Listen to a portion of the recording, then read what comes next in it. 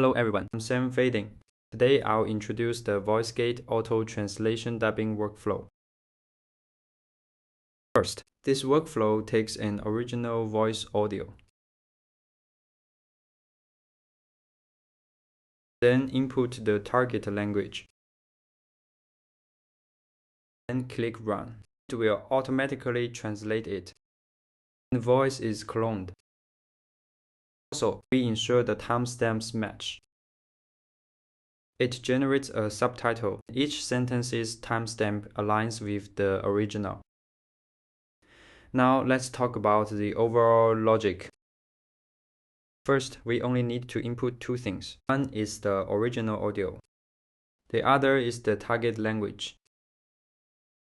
Then it does background sound processing.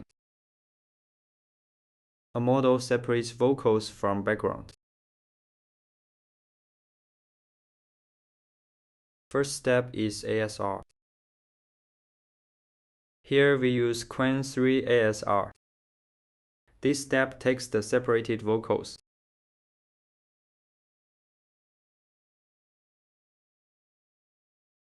And runs ASR. There are two ASRs here, because this ASR gets timestamps for the whole audio. The corresponding text. This ASR is used for voice cloning later, so we only take the first 10 seconds. Second step is translation. Translation fits the timestamps and text to generate SRT.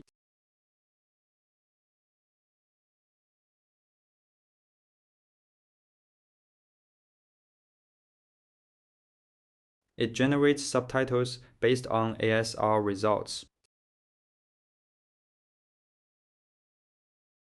Then we input this subtitle to an LLM and give it a prompt to translate into the target language.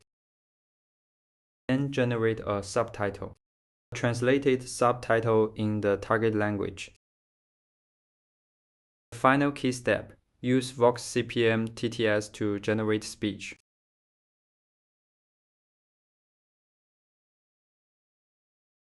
First, split the SRT subtitle into segments. Each subtitle line becomes a segment. Then each is generated separately. It outputs a list. Each list item is the text of a subtitle line. Then we need a reference audio. The reference audio is the first 10 seconds we extracted. We also need the reference audio's text. Also, sometimes TTS has noise in the first few seconds, so I added a note. It can trim each segment first 0.3 seconds, for example. This helps reduce noise.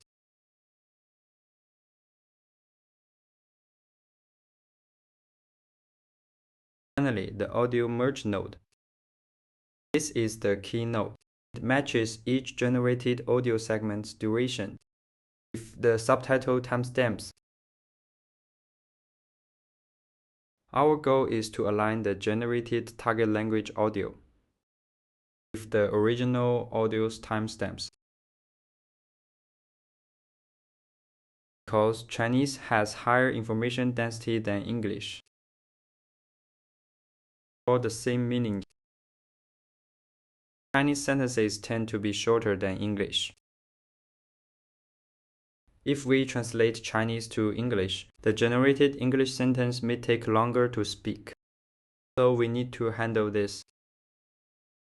There are two parameters. First, tempo limit. To align with the original duration, we may need to speed up the generated audio.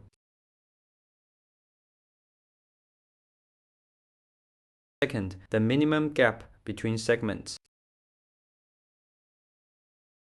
in milliseconds. Sometimes even after speeding up, it's still too long.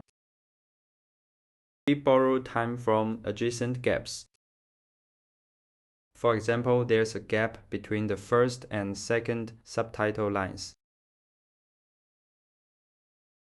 we can shift the second segment earlier into that gap.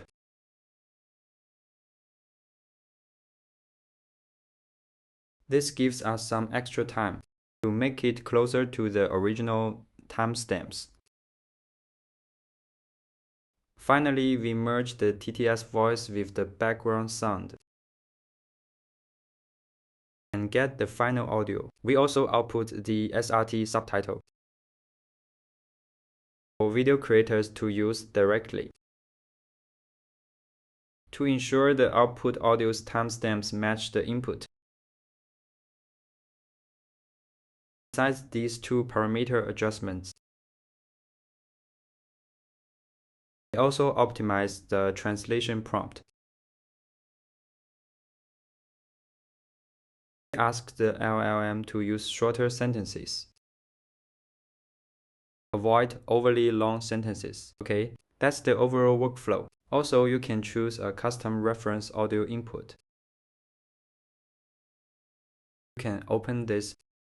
If you want to use a separate reference audio, you can input it here directly, instead of extracting from the original audio. For example, if you want to change the voice timbre, or if you already have an audio in the target language, you can use that as the reference audio. It will work better. Also, this workflow has two small sub-workflows to make it easier for video creators. One is simple audio to subtitle, using the same ASR plugin. Another is vocal separation. This is vocal and background separation, two common tools in video creation. Right. So that's it for today's video. See you next time.